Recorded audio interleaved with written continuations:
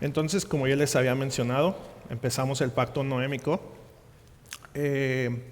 Y vamos, creo que durante todos los pactos que vamos a estar viendo, vamos a hacer uso de todas las herramientas que hemos visto a través de la introducción, ¿verdad? Que nos había dado el pastor y también que vimos acerca de la tipología y todo eso. Entonces vamos a hacer ya uso de estas, ¿verdad? Las tomamos como ejercicio en el pacto de obras y entonces para que las podamos entender mejor, y entonces ya vamos a hacer uso de esas herramientas para tener un mejor entendimiento, ¿verdad? Entonces vamos a comenzar. Y vamos a comenzar con un contexto, en el contexto que se da el pacto noémico, ¿verdad? Entonces, después de la caída, esto es lo que va a pasar, y ahí, como ustedes lo pueden ver, es Génesis 4, y Adán y Eva tienen hijos. No vamos a hacer el contexto voy a tratar de hacerlo lo más rápido, porque como en sí no es el tema, ¿verdad? Pero para que nosotros y todos estemos en el mismo canal, como se dice coloquialmente, que todos estemos en el mismo sentido para poder entender lo que es el pacto. Entonces, aquí vemos que Adán y Eva tienen hijos, Génesis 4, Caín y Abel. Sabemos lo que pasó con Caín y con Abel. Cada uno ofrece una ofrenda a Dios, pero sabemos que Dios no ve con agrado la ofrenda de Caín, la de Abel sí, y la Biblia nos dice que el semblante recayó de Caín, ¿verdad? Y entonces, aquí como se señala, lo mató a Abel, su hermano, y cada uno era Caín labrador de la tierra, Abel pastor de ovejas. Como castigo Dios lo maldice a Caín, ¿verdad? Y después vemos aquí en Génesis 4:25 el nacimiento de Set, ¿verdad? Bueno, y como les digo, esto es después de la caída, ¿verdad? Entonces, vamos a seguir. En Génesis 5 vemos los descendientes de Adán. Y entonces aquí, nada más para que podamos entender esto que está aquí, esto que está en paréntesis, ¿verdad? En cada uno de estos, es la edad de cada uno de los que están ahí. ¿Cuántos años vivieron? Adán 930, Set 912, todo eso, ¿verdad? Para que se pueda entender. Y el número que está a la izquierda, de aquí, va a hacer referencia a la edad del que está arriba, del padre de esta persona. Y ahorita le borro para que puedan ver bien. Entonces, a los 130 años que tenía Adán fue cuando tuvo a Set, ¿verdad? Eso es para que nada más se entienda lo que está ahí. Entonces, Adán vivió 930 años en total, a los 130 años tuvo a Set. Y luego Set vivió 912 años, y cuando Set tenía 105 años tuvo a Enos, ¿verdad? Y así sucesivamente, para no mencionar a todos. Entonces, este es el contexto de lo que podemos ver aquí en Génesis 5. Y cuando llegamos a Enoc, como sabemos, Dios se lo llevó. Esto lo dice en Génesis 5:24, como lo dice ahí, y lo leo para ustedes. Caminó pues Enoc con Dios y desapareció porque le llevó Dios, ¿verdad? Entonces es su edad, 365 años cuando Dios se lo llevó. Y cuando seguimos por la línea genealógica de Adán, llegamos a Lamec, ¿verdad? Lamec es el padre de Noé, y Noé es, si lo podemos decir, es nuestro personaje principal para este pacto. Entonces Lamec a los 182 años tuvo a Noé. Y en Génesis 5:29 dice lo siguiente: nos aliviará de nuestras obras y del trabajo de nuestras manos a causa de la tierra que Jehová maldijo. Entonces, cuando vemos esto lo está diciendo Lamec, el padre de Noé, y habla esto acerca de Noé. Y entonces, pues, por lo que dice, llama la atención, ¿verdad? Porque dice que nos aliviará de nuestras obras y del trabajo de nuestras manos a causa de la tierra que Jehová maldijo. Y bueno, para leerlo más en su contexto, dice: y llamó su nombre Noé, diciendo lo que les acabo de decir, ¿verdad? Y es interesante ver que si vamos a la promesa que vemos en Génesis 3:15, que fue el protoevangelio y que ya lo vimos en el pacto de obras, que dice lo siguiente, Génesis 3:15, para que recordemos: y pondré enemistad entre ti y la mujer, y entre tu simiente y la simiente suya. Esta te herirá la cabeza y tú le herirás el calcañar. Lamec, de alguna manera, hermanos, cuando está hablando acerca de Noé, no se está refiriendo a Noé como un salvador, ¿verdad? Porque esto podría darse a entender cuando leemos esto. Lamec, cuando tiene a Noé, profiere estas palabras que yo les acabo de leer. Entonces, Lamec, de alguna manera, al nombrar a su hijo Noé, y que no lo traje esto porque creo que no es como de suma importancia o relevancia, pero Noé, en sí, la palabra en hebreo hace referencia a descanso, y algunos teólogos no se ponen de acuerdo que nada más es una referencia a quedar confort. Y bueno, no, si eso ya lo quieren ustedes ver por cuenta propia, bueno, les invito a que lo vean. Es interesante, pero no es importante para el tema como tal. Pero Lamec, de alguna manera, al nombrar a su hijo Noé, estaba esperando a aquel que habría de venir para quitar la maldición por causa de la caída, que es lo que acabo de leer en Génesis 3:15. En sí, Lamec no estaba diciendo que no iba a ser el Salvador, ¿verdad? Y eso lo vamos a comprobar y lo vamos a ver precisamente cuando desarrollemos este pacto, el pacto noémico. Recordemos que en Génesis 3 vemos la maldición y el castigo que Dios estaba dando a Adán, a Eva, la serpiente, a Satanás, y la tierra quedó maldita también. Pero también vemos esa promesa del que traería alivio de ese castigo, ¿verdad?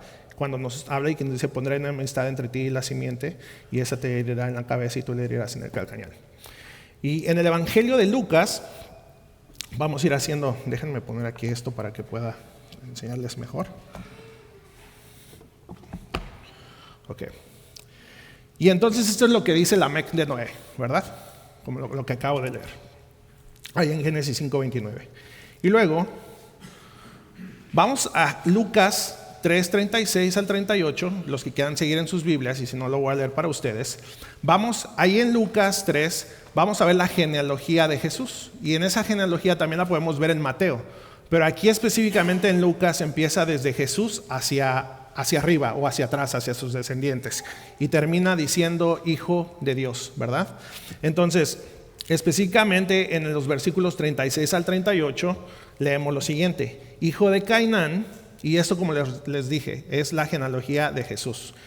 36, hijo de Cainán, hijo de Arfaxad, hijo de Sem, hijo de Noé, hijo de Lamec, hijo de Matusalén, hijo de Enoc, hijo de Jared, hijo de Malael, hijo de Cainán, hijo de Enos, hijo de Set, hijo de Adán, hijo de Dios. Y así es como termina esta genealogía de Jesús. Entonces, la conexión es la siguiente. Como lo dije, cuando Lamec profiere estas palabras que están ahí acerca de Noé, no se estaba refiriendo a Noé como tal, sino estaba refiriéndose, o de alguna manera profética, estaba hablando de que a través de su simiente o de la descendencia de esa línea iba a venir el que realmente nos iba a dar el alivio, ¿verdad? El descanso. Y como lo dice Lamec, nos aliviará de nuestras... Este nos aliviará de nuestras obras y del trabajo de nuestras manos a causa de la tierra que Jehová maldijo. ¿Cuándo lo maldijo? En el pacto de obras, ¿verdad? La consecuencia del pacto de obras. Muy bien. Entonces, para ir conectando, ahora nosotros, precisamente por los evangelios y por toda la doctrina que ya tenemos, sabemos que Jesús nos hará descansar, ¿verdad? Él es el verdadero descanso. Y entonces, en Mateo 11:28 dice lo siguiente: venid a mí, todos los que estáis trabajados y cargados, y este es Jesús hablando, y yo os haré descansar. Llevad mi yugo sobre vosotros, y aprended de mí, que soy manso y humilde de corazón, y hallaréis descanso para vuestras almas, porque mi yugo es fácil y ligera mi carga, ¿verdad? Entonces aquí Cristo nos enseña cómo Él es el que va a dar verdadero descanso. Pero también lo podemos ver acá, en Marcos 2, 27 y 28, y lo voy a leer.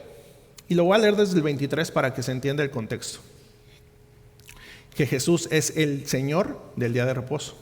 Aconteció que al pasar Él por los sembrados un día de reposo, sus discípulos, andando, comenzaron a arrancar espigas. Entonces los fariseos le dijeron: mira, ¿por qué hacen en el día de reposo lo que no es lícito? Pero él les dijo: ¿nunca leíste lo que hizo David cuando tuvo necesidad y sintió hambre, él y los que con él estaban?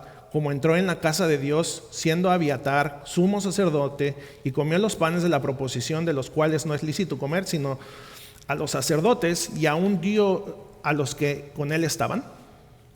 27. También les dijo: el día de reposo fue hecho por causa del hombre, y no el hombre por causa del día de reposo. Por tanto, el Hijo del Hombre es Señor aún del día de reposo.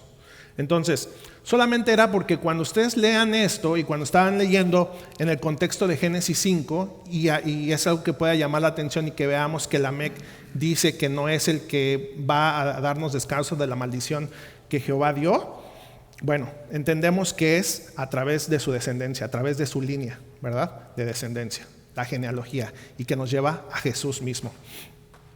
Vemos cómo a través de la línea de Set vino nuestro Señor Jesús, Lamec, padre de Noé, de manera que, si se puede decir proféticamente, habló del que habría de venir para darnos descanso de la maldición del pecado de obras. Noé no era un redentor para vida, y lo vamos a ver en el pacto. Este es lo que vamos a ver, que Noé no era que sí, de alguna manera fue un tipo de Cristo, pero no fue para salvación, ¿verdad? Y cuando veamos más adelante vamos a ver algunas similitudes que hay en el relato de la creación, en el relato del pacto de obras y en el relato aquí del pacto noémico. Vamos a ver que hay ciertas relaciones y vamos a poder hacer uso de todo lo que vimos acerca de los tipos y las similitudes que pueden encontrarse, ¿verdad? Bueno, hasta aquí. Hago una pequeña pausa si alguien quiere comentar algo, o vamos bien hasta aquí. Y recuerden, esto es solamente como la introducción y el contexto en el que se va a dar el pacto noético o noémico. Ok, sí, esto, Adán, los números que están entre paréntesis, estos que están aquí, es la edad de cada uno, de cuántos años vivieron en total, ¿verdad? Y bueno, y el número de aquí abajo, por ejemplo, aquí en Adán, dice 130, ¿verdad? Bueno, a esa edad, Adán a los 130 años tuvo a Set, ¿verdad? Y luego Set, como lo ve ahí, Set vivió de 912 años. Y luego, si vamos al reino de abajo, a los 105 años que tenía Set, tuvo Enos, y así nos vamos. Y los puse así como escalonado para que tuvieran mejor, se vea un poquito más fácil. Esos son los números. ¿Alguien más? Sí. Se me hace bien interesante el hecho de, por ejemplo, uno cuando lee la Biblia y ve esta cantidad de nombres, uno dice, qué montón de nombres, y a veces hasta se salta esas partes, ¿no? Sí. Pero viéndolo así como lo están mostrando, cobra todo el sentido del mundo. Uh-huh. O sea, ahorita yo dije, wow, esos nombres no están ahí por estar, sino Exacto. que te están queriendo decir algo. Sí. Desde allá viene pasando esa promesa, ¿cierto? Y se detiene ahí en Lamec, uh-huh. que habla sobre supuestamente Noé, pero en realidad estaba dando una profecía, quizás sin saberlo, de Cristo. Uh-huh. Entonces, uh-huh. y luego terminamos acá en Mateo y en Lucas, definitivamente Él es el reposo, o sea, es donde, entonces uno dice, wow, increíble. Cristo es el verdadero Exacto, reposo. Uno pasa por alto todo ese tipo de cosas. Sí, lo estaba comentando antes de comenzar, que la Biblia no tiene, a veces nosotros cuando la leemos, y de alguna manera no vemos los detalles, buscamos y decimos, bueno, pues esto está aquí como para llenar el espacio, ¿verdad? Pero ya los pastores ya nos los han dicho, ¿verdad? Que todo en la Biblia tiene un sentido y un porqué. Y aquí vemos precisamente las genealogías que a veces son aburridas de cierta manera, estar hablando hijo de él, y esto vivió tantos años. Y yo se lo resumí de esta manera, pero cuando vean ustedes Génesis 5 van a ver que dice hijo de Nos y vivió tantos años, y a los tantos años tuvo a este hijo, y así, ¿verdad? Entonces, cuando veamos esta línea, podemos ver claramente que a través de la línea desde Adán, obviamente, ¿verdad? Pero cuando hacemos la conexión en Lucas, y como les dije, también esta genealogía la podemos ver en Mateo, también la genealogía de Jesús. Pero cuando lo vemos de esta manera, vemos cómo en Lucas empieza de Jesús hacia arriba, ¿verdad? Y aquí vemos de Adán hacia abajo, ¿verdad? Entonces vemos esa conexión que Cristo es... Claro, tenemos nosotros ya la doctrina y tenemos los evangelios y podemos verlo mucho más claro ahora, pero vemos cómo Jesús es el verdadero Señor del reposo, del día de descanso, del Sabbat, ¿verdad? Sí, pastor. Sí, solamente iba a decir que aunque Noé no, vamos a decir, no es redentor, ni su pacto es redentor. Sin embargo, como tipo me parece interesante que aun cuando en realidad vemos que hubo un juicio ahí, pero de alguna manera podemos ver que el juicio trajo alivio y reposo a la tierra. Sí. O sea, esto quiere decir, porque, ¿verdad? Normalmente se piensa, cuando pensamos en juicios, incluso en nuestros días, en nuestros tiempos, como lo que apenas pasó en el río Guadalupe y cosas como esas.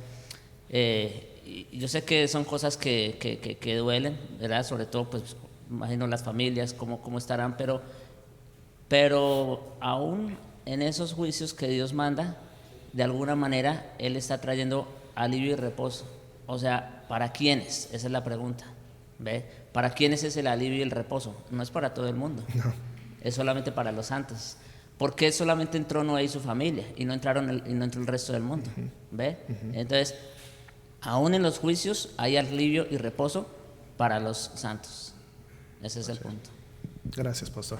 ¿Alguien más? El hermano Dak. Sí, ahí cuando Kevin estaba hablando sobre lo tedioso que es nombrar toda la genealogía de Jesús, ¿no? Para nosotros puede ser que sea algo muy tedioso, pero para los judíos en aquel momento era sumamente importante. Sí, claro. De dónde podía venir Jesús, porque se estaban preguntando, ¿y a dónde es Jesús? O sea, que nació de Belén. Es decir, una genealogía completa de lo que es la vida de Jesús era sumamente importante, de a dónde venía. Y entonces comprobaba que el Salvador venía de David y de mucho más antes, ¿ves? Que desde Adán. Entonces era sumamente importante declarar, tanto por la genealogía de Lucas, que es el del Padre, que sabemos que no fue concebido por el Padre, sino por el Espíritu, y en Mateo, que fue por la Madre. Es decir, las dos genealogías llegan hasta donde está Adán. Y un dato interesante que ahorita recuerdo porque el hermano Danca lo menciona, en Mateo la audiencia era como para comprobar que Cristo verdaderamente, Jesús era verdaderamente Dios, con una audiencia más judía, si se puede decir. Y es importante que podamos entender, y fue un dato interesante que dice Danca, pero ¿por qué por parte de la madre? Para los judíos es importante que cuando tú rastreas una línea genealógica hacia atrás para ver si realmente alguien es verdaderamente judío, es a través precisamente de la línea de la madre y no del padre, ¿verdad? Entonces eso es algo interesante también anotar, solamente un dato ahí. ¿Alguien más? Bueno, entonces este es el contexto, vamos a seguir a la siguiente. El contexto en Génesis 6, pasamos ya a Génesis 6, y bueno, aquí como lo dice, yo tengo, o sea, son varios puntos, pero nada más les traje como que los más importantes como para resumir qué estaba pasando en Génesis 6. Los hombres comenzaron a multiplicarse sobre la faz de la tierra. Cuando leen Génesis 6 vamos a entender todo lo que les voy a decir. Los hijos de Dios vieron a las hijas de los hombres que eran hermosas y tomaron para sí mujeres. Y aquí voy a hacer una pausa. Esto, en este contexto, y como ustedes saben, ahí habla acerca de los hijos de Dios, vieron a las hijas de los hombres hermosas y las tomaron para sí. Y entonces hay, si se puede decir, en el mundo que habla de esto, teológicamente hay mucha discusión si eran los hijos de Caín con los hijos de Set, y entonces eso significa los hijos de Dios y las mujeres. Pero bueno, para resumirlo y para que nosotros entendamos eso acerca de los gigantes y todo esto, comentando con el pastor Valdés, él ya lo explicó a profundidad esto, lo ha explicado varias veces, ¿verdad? En el que fue Satanás, que entró a través de los hombres y entonces distorsionó, digamos, la genética de los hombres, y entonces de ahí fue el resultado los gigantes, ¿verdad? Entonces, porque como lo decía, comentándolo con él, o se van a un extremo que dijeron, no, son ángeles, ¿no? Cuando habla acerca de los hijos de Dios y que dice que los hijos de Dios vieron a las mujeres hermosas, y una postura que se va al extremo, dicen, bueno, eran los ángeles caídos, y hacen referencia al libro de Job, ¿verdad? Que hablan acerca de los hijos de Dios cuando están hablando acerca de los ángeles caídos, ¿verdad? Y entonces en esa referencia. Y otro extremo es que dicen que los hijos de Dios son de la línea de Caín, o sea, la línea maldita, si se puede decir así,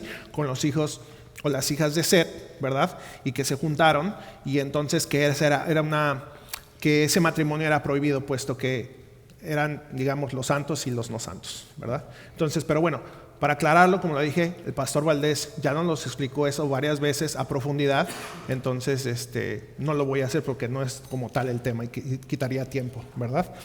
Jehová declaró que los días del hombre serían 120 años. Jehová ve que la maldad del hombre era mucha en la tierra, todo designio de los pensamientos del corazón de ellos era de continuamente solamente el mal. Jehová declaró que reharía o quitaría a todo ser viviente de la faz de la tierra. Noé halló gracia ante los ojos de Jehová. Noé tiene 3 hijos, Sem, Cam, Jafet. Y se corrompió la tierra delante de Dios, llena de violencia. Toda carne había corrompido su camino sobre la tierra. Dios le dice a Noé que va a poner fin a todo ser, porque la tierra está llena de violencia a causa de ellos. Dios los destruirá con la tierra, y Dios manda a Noé a construir una arca. Y entonces es como un resumen muy rápido de lo que iba pasando, ¿verdad? Para poder entender cuando lleguemos al pacto como tal. Aquí no sé si los pastores que tengan un comentario simplemente, como para pasar a la siguiente, porque es muy rápido.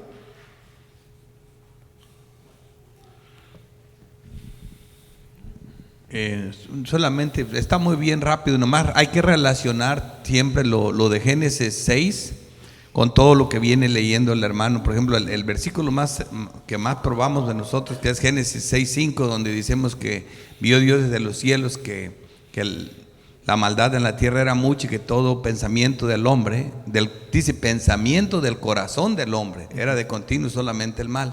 Entonces eso está relacionado con lo que la simiente de la serpiente, que como les digo, que también es una hija de Adán y Eva, un hijo de Adán y Eva, la simiente de la serpiente comienza a tratar de anticiparse a la simiente de la mujer, que es Cristo, ¿verdad? Y comienza todo el pecado en abundancia. Entonces lo hace en Génesis 6.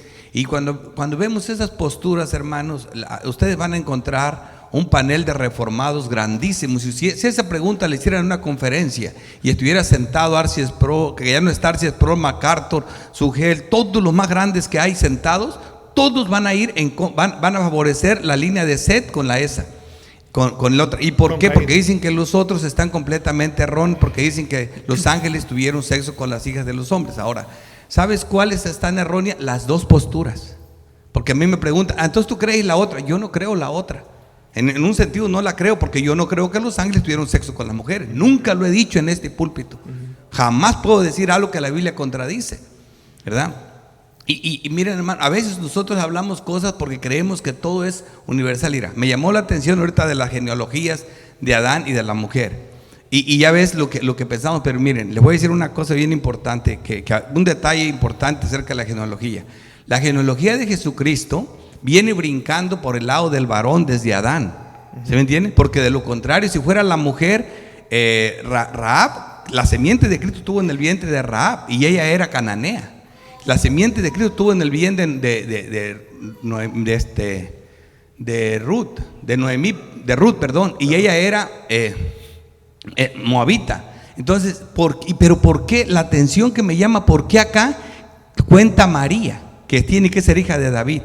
Porque si no fuera por María, por el lado de José, Cristo no tuviera ninguna relación carnal con la genealogía. Porque Jesucristo no viene de José, ¿me entienden? A Jesucristo lo engendró el Espíritu Santo. Y si no tuviera la sangre de María, si él no hubiera estado en el seno de María, no hubiera sido hombre, se encarnó en el seno de María. Entonces por eso ella tenía que ser descendiente pura de David. María sin duda era descendiente pura de esa línea de David. O sea, entonces eso es, ahí como que se hizo un movimiento, un cambio, ¿verdad? Que esa genealogía que viene caminando de puro hombre, ahora resulta que aquí no importa que José sea hijo de David, no importa para nada, aunque sí era hijo de David también. Y está claro quién es, que él pertenecía a esta genealogía, pero también María es hija de David. Es genealogía de David. Entonces, ¿por qué? Por eso Jesucristo, cuando nace el santo ser, es hombre, porque es hombre, porque como te digo, porque nació, se encarnó en María la Virgen, pero eso es lo que nació sin pecado, porque él nunca fue concebido por relaciones sexuales. Ahora, el pastor ya dijo que los que nacen con sexo, bueno, eso es naturaleza humana. Todo el que nace ya es pecador, lo traemos ya de Adán.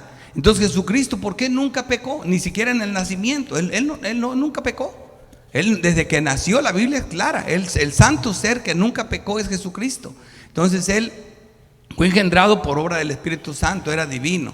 Por eso se les hace tan difícil a la gente supuestamente creer en las dos naturalezas de Cristo. Se les hace difícil, saben bien que Cristo siempre fue Dios y siempre fue hombre. Y por ejemplo, cuando veo también otra pregunta que se hace en paneles grandísimos, por ejemplo, Jesucristo descendió a los infiernos, dicen ellos, oh no, se les hace increíble creer algo así, ¿verdad? Hermanos, si Él no hubiera descendido al infierno, donde yo tenía que ir, Él no termina la obra completa. Él dijo clarito, dice, mira, yo tengo poder para tomar la vida y para volverla a entregar. O sea, en mí están en las dos naturalezas. Como hombre voy a morir y voy a pagar por el pecado que ustedes cometieron en la carne. Fue en la carne que Cristo condenó el pecado. Pero como Dios no tuvo problema en decirle al hombre que estaba al lado, hoy mismo estarás conmigo en el paraíso. Y pone inclusive Sam Waldron, dice Sam Waldron, ¿cómo es posible que Jesucristo vaya al infierno si le dijo al hombre, hoy mismo estarás conmigo en el paraíso? Exactamente, Sam Waldron, como Dios inmediatamente está en el cielo. Como Dios, es que se nos pierden las dos naturalezas. ¿Qué dice la regla de interpretación hermenéutica? Las doctrinas que aparentemente son contradictorias, hay que enseñarlas, afirmarlas, sostenerlas por igual. No tenemos que andar dudando. Jesucristo, la obra de la cruz fue una obra perfecta. Si Él hubiera muerto por mi pecado y nada más, y luego se arranca al cielo, eso no es completo. Yo no iba a morir nada más, yo tengo que ir al infierno. Yo tenía que ir al infierno y Él ocupó mi lugar, Él fue al infierno por mí, ¿verdad? Entonces dice, no, se refiere, R.C. Sproul dice, ¿quién hace R.C. Sproul? Lo más grande que existe en el mundo, y dice, ok, aquí solamente creo que el credo está mal, tenían que ponerle, y descendió a los infiernos, tenemos que borrarle y decir, y sufrió los dolores del infierno. ¿Ves? No está mal, y no porque el credo sea grande, es el credo apostólico, el que están hablando. No está mal, nada más que cuando Pedro dice esos textos, ellos no lo soportan. Entonces, ¿dónde está la realidad que entienden? Y Jesucristo advirtió, dudas de cualquiera de esas dos naturalezas es un asunto serio. Cualquiera de esas dos naturalezas, y eso es lo importante cuando conocemos lo que estamos viendo aquí. Entonces sí, el pecado, como lo vienes diciendo, viene criando orígenes desde un punto de vista a otro punto de vista, y creerle a Dios a veces cuesta. Es ir en contra de muchos teólogos, yo se los he dicho. Por eso lo de Génesis 6, si dice, ¿cuál es la postura del pastor? Es la de los gigantes. No, porque entonces me relaciona con los que creen que los gigantes, los ángeles tuvieron sexo con las mujeres, y yo no creo eso, nunca lo he dicho. ¿Entiende? Entonces, la postura que tenemos es la que creemos que es bíblica, ¿verdad? La postura bíblica sí enseña eso.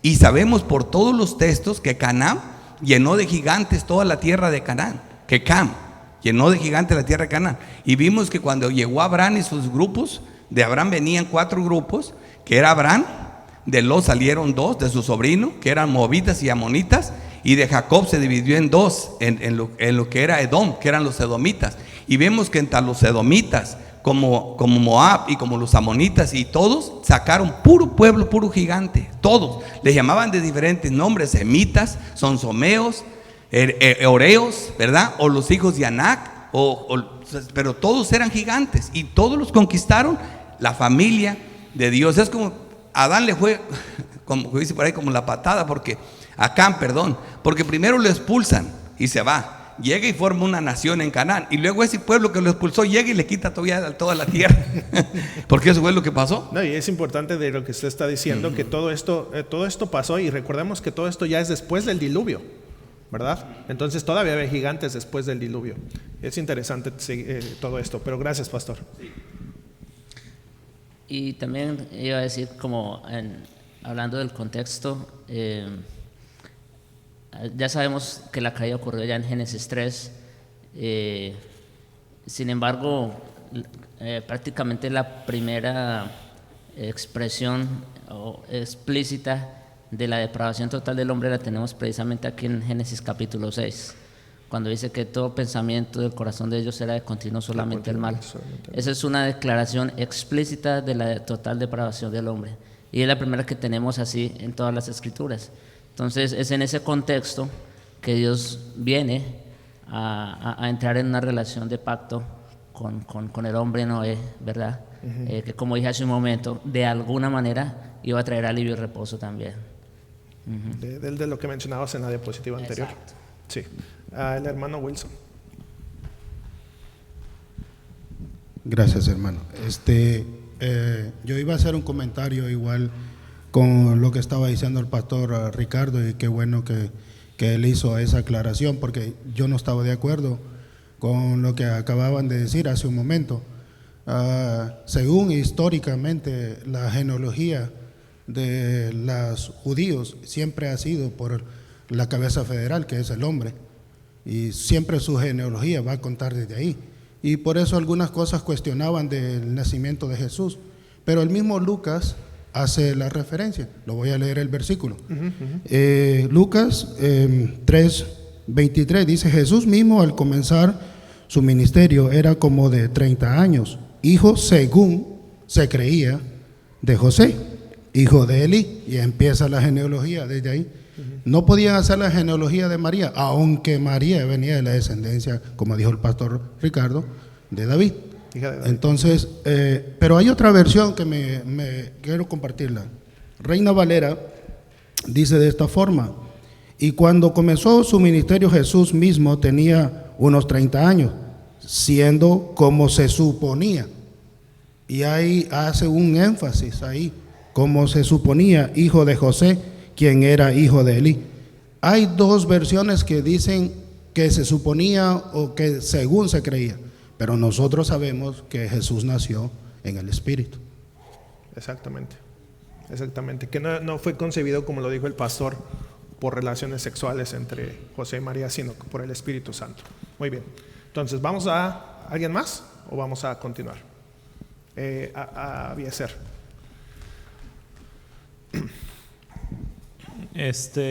No, solamente una pregunta con respecto a los 120 años. Hay dos posturas que hablan sobre un tiempo de gracia hasta que vino el diluvio, y otros piensan que fue la reducción de la vida de la humanidad.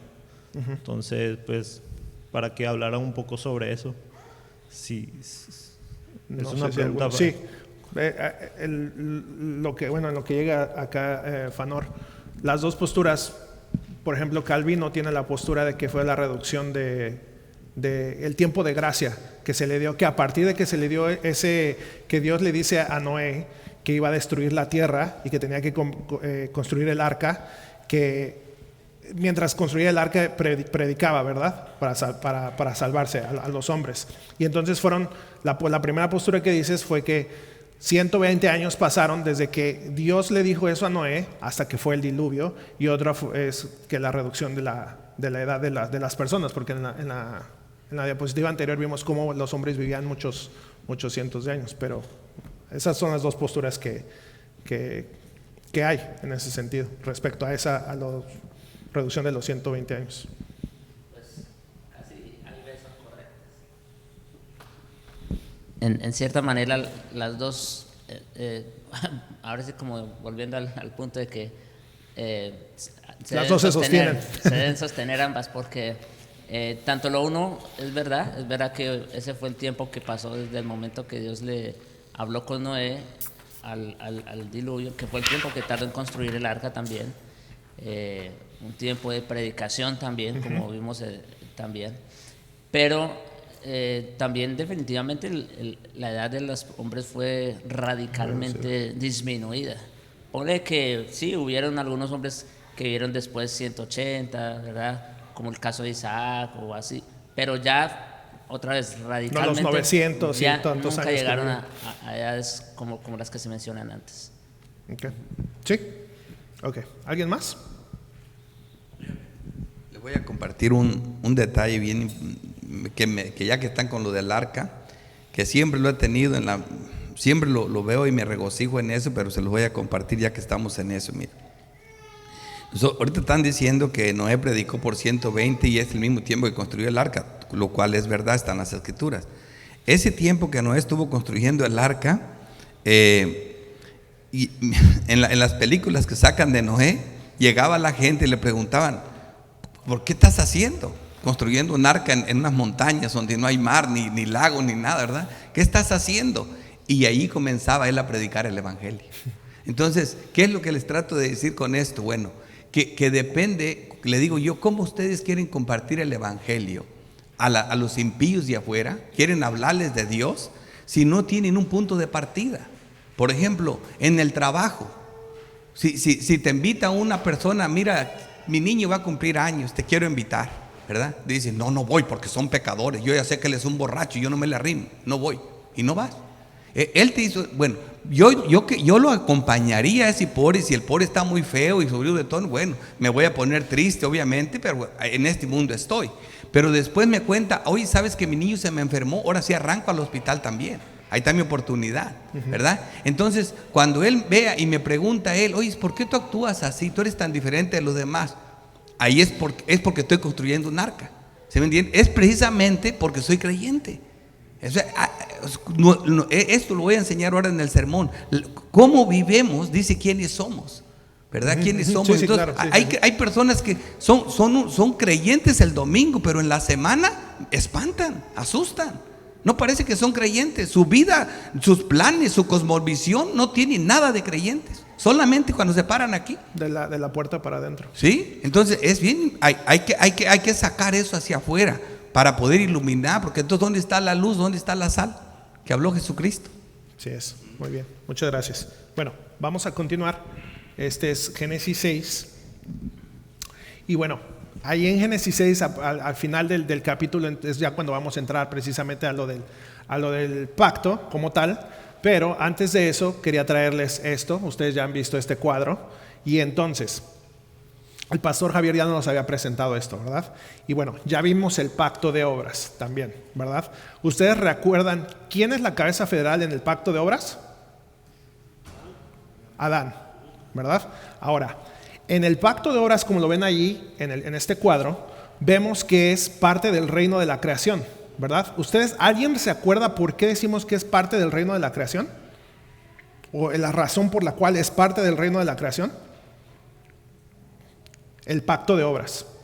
Estoy haciendo referencia al pacto de obras, porque eso ya lo vimos, ¿verdad? Ya se enseñó, ya se mencionó.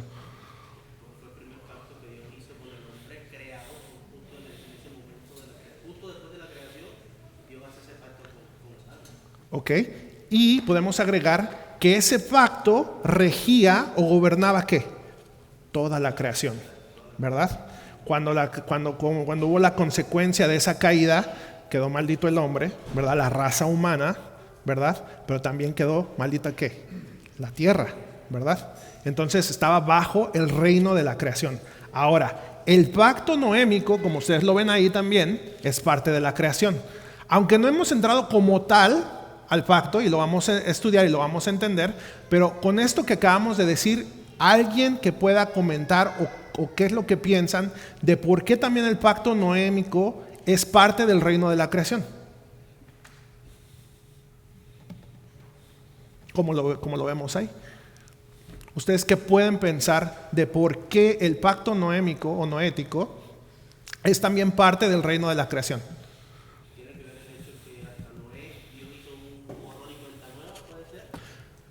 A ver, si no, está bien. O sea, puede ser por el hecho de que hasta Noé, después del diluvio, prácticamente se borró todo lo que existía, o más que todo la humanidad entera. Entonces, no sé, lo pienso así, no sé si estoy bien.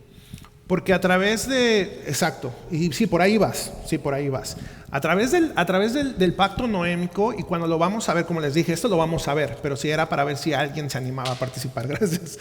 Entonces, cuando veamos el pacto noémico, vemos que a través de ese pacto, ¿verdad? Hubo ¿qué? Un juicio, y lo vamos a ver ya más específicamente, pero hubo un juicio a toda la tierra. Y cuando veamos y leamos el pacto como tal, iba a haber la destrucción de ¿qué? ¿De los hombres nada más? De todo, de animales, de hombres, de todos iba a ser destruido. Entonces, bajo el juicio del pacto noémico, precisamente está bajo toda la creación, ¿verdad? Igual que en el pacto de obras. toda la creación está bajo eso. Y entonces hacemos referencia que precisamente por eso es parte del reino de la creación. Entonces, ya me dijeron que en el pacto de obras la cabeza federal era Adán. Los miembros, recuerdan que ya introducimos ese término, los miembros del pacto de obras, ¿quiénes eran? ¿Perdón? Toda la humanidad, ¿verdad? Ahora, en el pacto noémico está, creo que hasta de más entenderse que la cabeza federal, ¿quién fue? No, en el noémico. Noé, muy bien. ¿Los miembros quiénes son? ¿Su familia nada más? Digo, yo sé que lo vamos a ver y esto no se ha visto, pero alguien dijo su familia. ¿Alguien dice algo diferente? ¿Todos? Sí. Ok, esa es la respuesta y lo vamos a ver, ¿verdad? Pero los miembros de los dos pactos es toda la humanidad también. En el pacto noémico también es toda la humanidad, ¿ok? Y vamos a ver el por qué. No nada más lo vamos a dejar así. Y a través de este pacto, Dios gobierna el reino de la creación y sus miembros, la humanidad. Como ya vimos en el pacto de obras, tiene toda la creación en perspectiva. En el pacto de obras, el pacto noémico también lo tiene. Por medio de este pacto, Dios gobierna el reino de la creación y sus miembros, la humanidad como tal.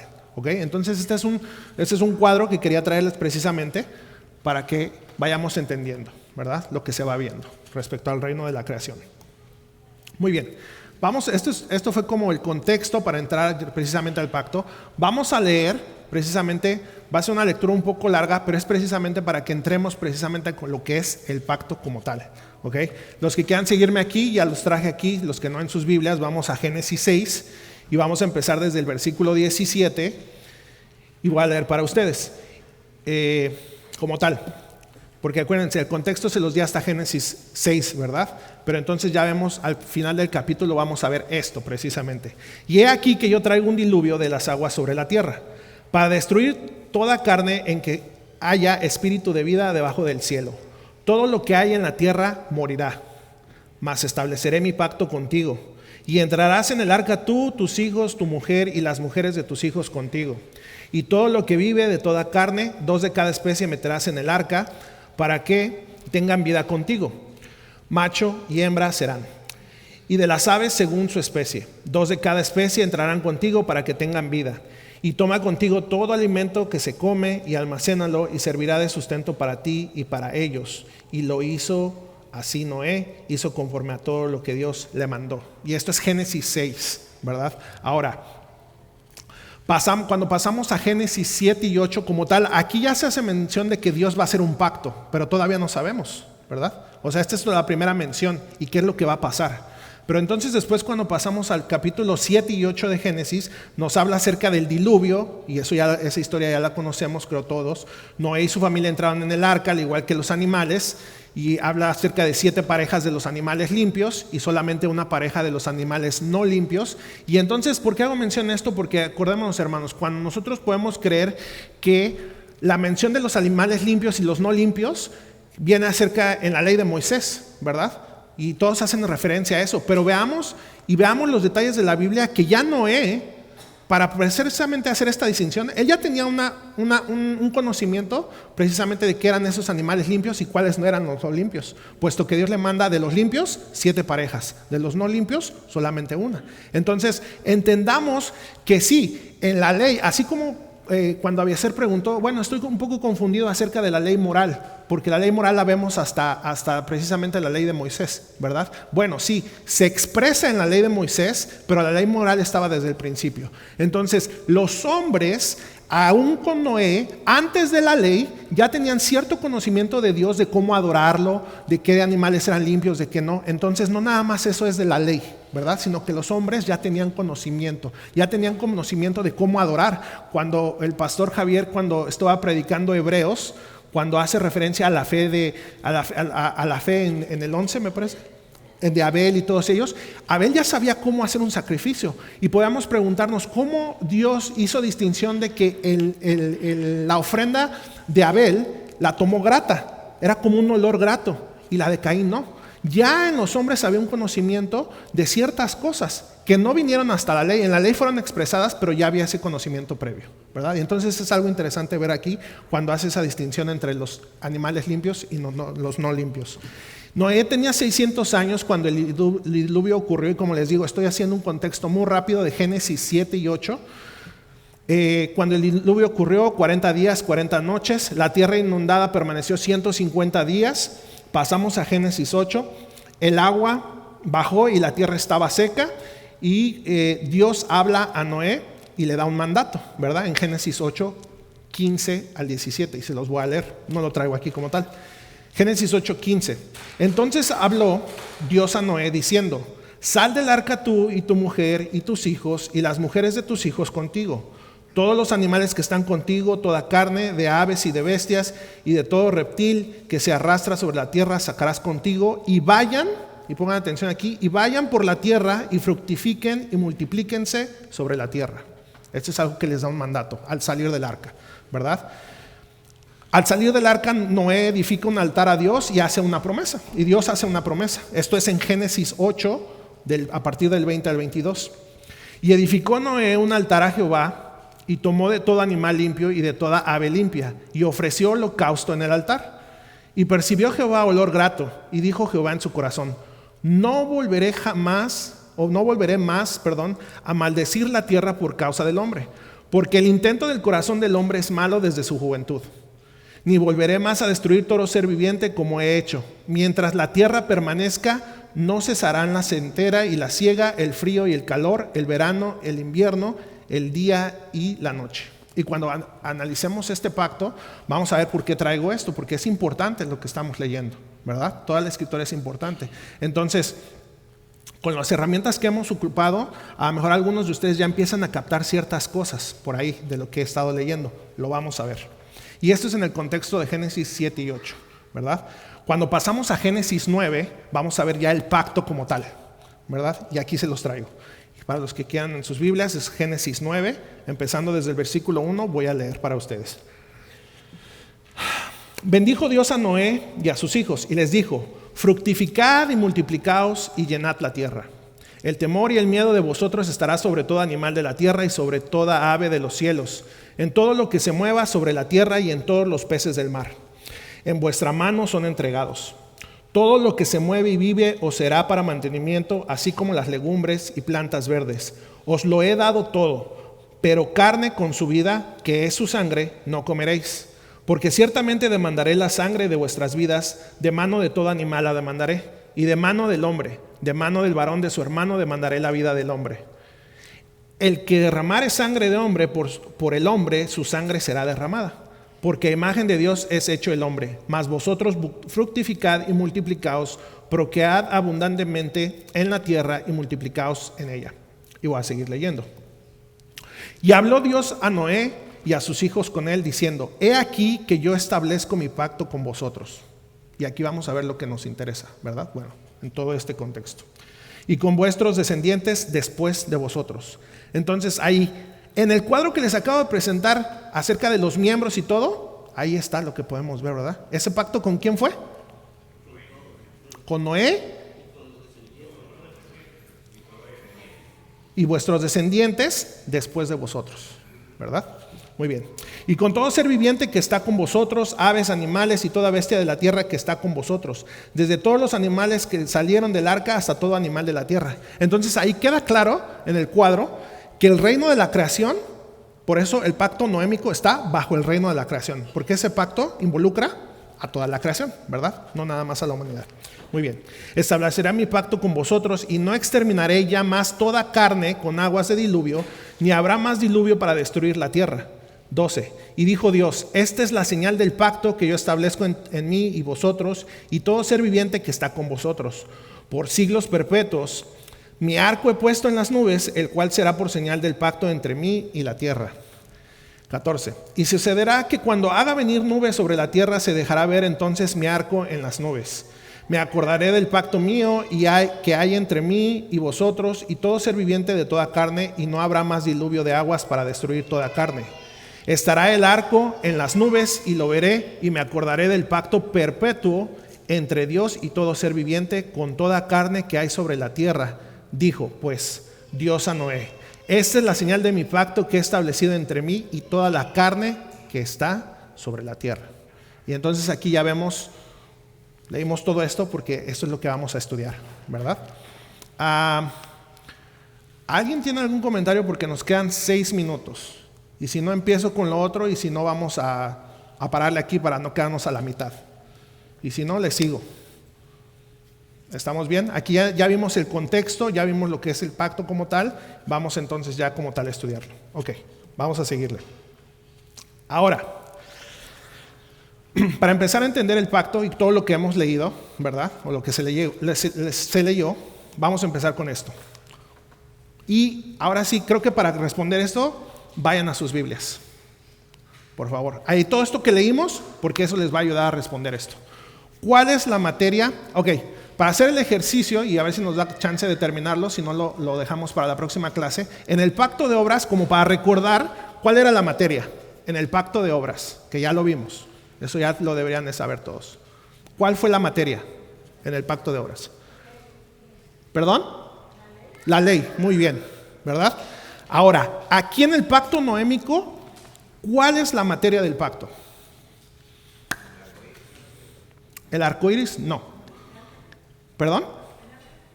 No escucho. ¿El arca? No. Recuerden, por eso le estoy haciendo referencia al pacto de obras, ¿verdad? La materia del pacto de obras era la ley, ¿verdad? Aquí en este pacto, con lo que leímos, y de hecho yo puse en los textos puse algo en negritas, como para darles pistas, ¿cuál es la materia aquí? Piensen. Y vamos a ocupar estos últimos 4 minutos para darles tiempo. Piensen por eso leímos todo este tramo, ¿verdad? ¿La materia es la creación? No. No. Tómense un momento y vean el texto. Lean el texto. Lo que nosotros leímos y les va a dar la pista más Génesis 9, desde el 1 al 17. Examinen. Si en el pacto de obras la materia era la ley, ¿cuál es la materia en este pacto? Y ahí está en lo que lo leímos. Y ya se definió qué es la materia, lo que es el pacto, ¿verdad? ¿Qué es lo que dio Dios a los hombres en este caso? Si en el pacto de obras Dios le dio a los hombres una ley, ¿verdad? No comas de este árbol, porque de este árbol ciertamente morirás, el día que comieres ciertamente morirás. ¿Aquí qué fue? El versículo 4, ¿qué dice, hermano? ¿Perdón? No, por ahí van, pero no. A ver, ¿el hermano Wilson dijo algo? No.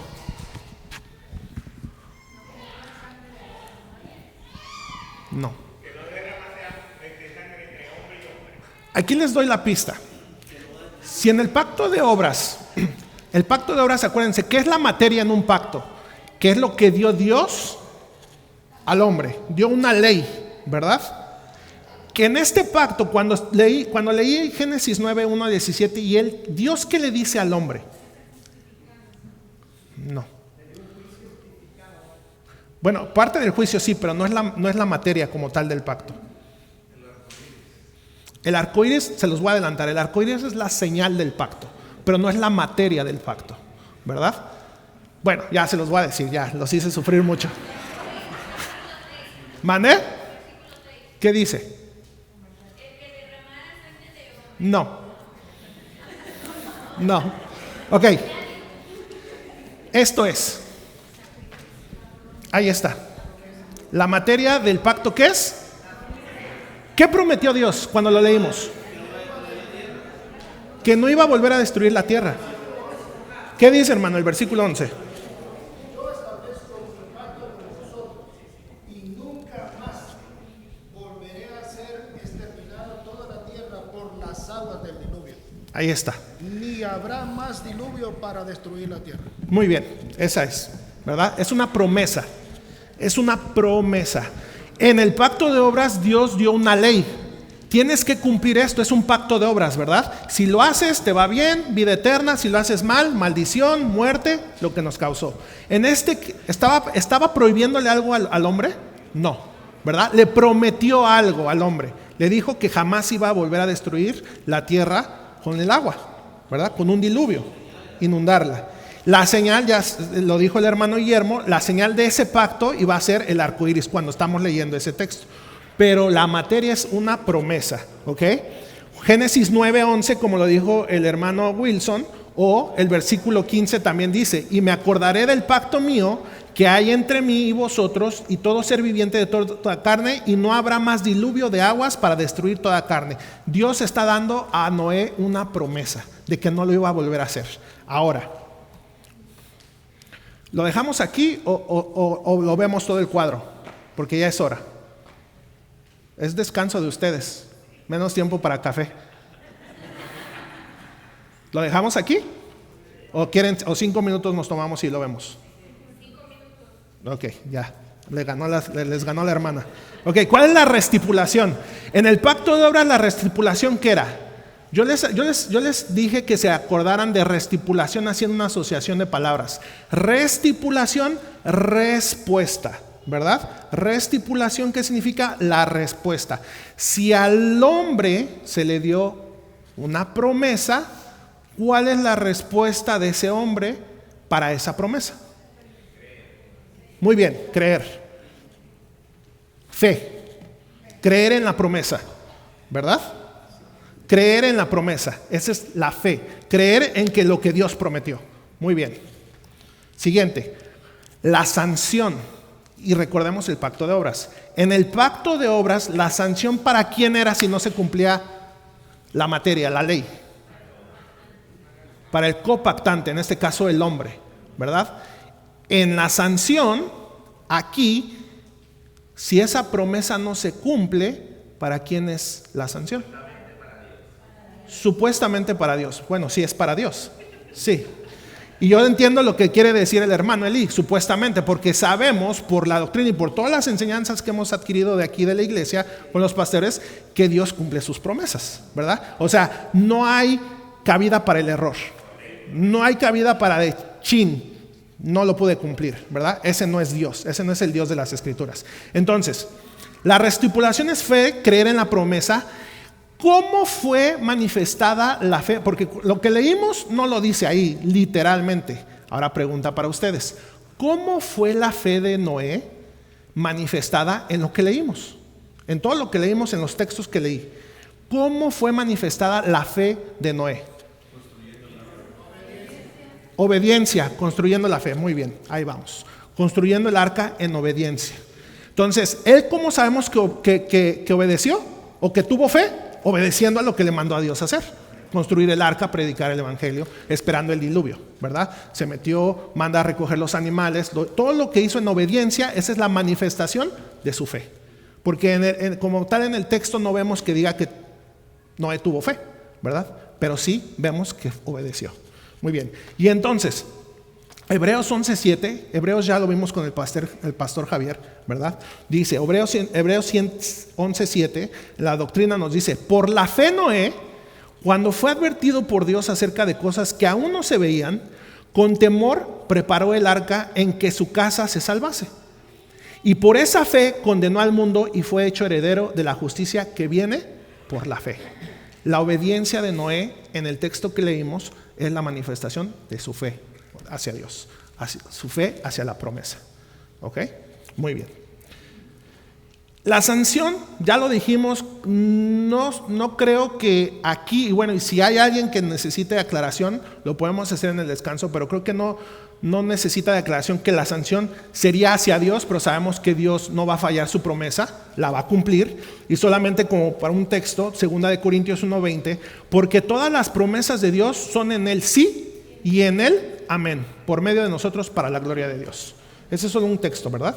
Saber, y entonces en general todas las escrituras nos hablan de que Dios es fiel, Dios promete, Dios no falla, sus atributos, lo entendemos, esto ya está de más.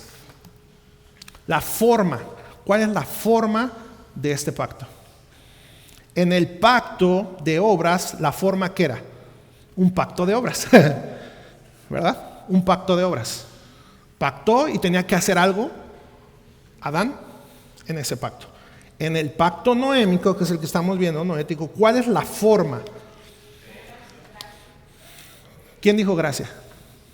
Muy bien, la gracia.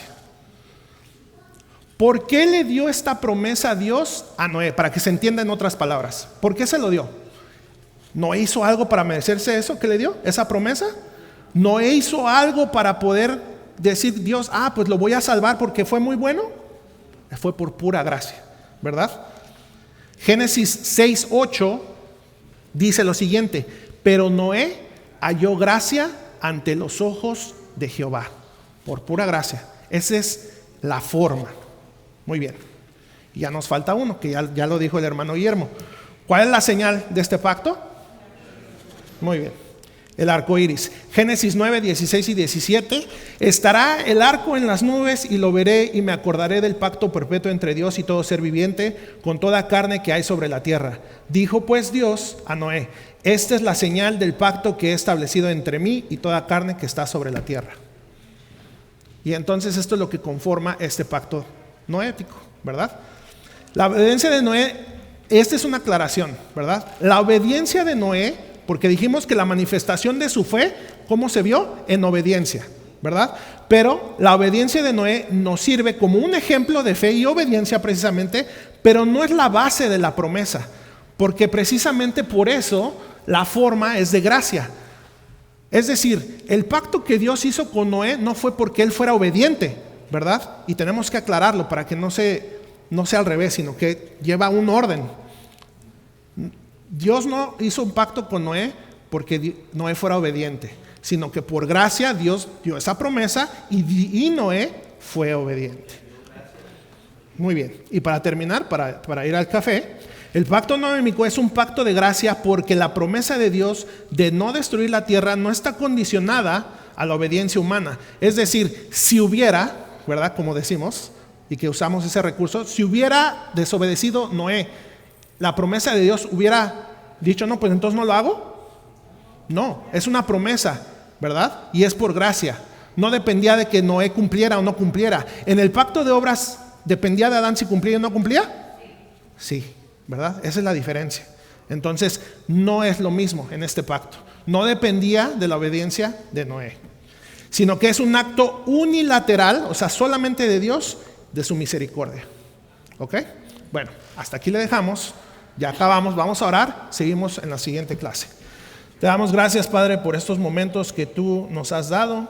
Te pedimos que tu palabra siga iluminando nuestras mentes, nuestros corazones, alimentando nuestras almas para la edificación de tu iglesia, la edificación personal de cada uno. Te pedimos que traiga consuelo, que el entendimiento más profundo que tenemos de tu palabra a través de los estudios y de las prédicas, Señor, que sea para que nosotros podamos ponerlo en práctica, en obra, para amarnos los unos a los otros como hermanos, para darte la honra y la gloria a ti solamente, Padre. Que entendamos tu plan desde antes de la fundación del mundo y que todo es un plan maestro, es un plan perfecto. Y que ahora nosotros poco a poco entendiéndolo, aunque sea un poquito de tu gran sabiduría, te damos la honra y la gloria porque no hay nadie como tú. Te damos la honra, la gloria en nombre de Cristo Jesús. Amén.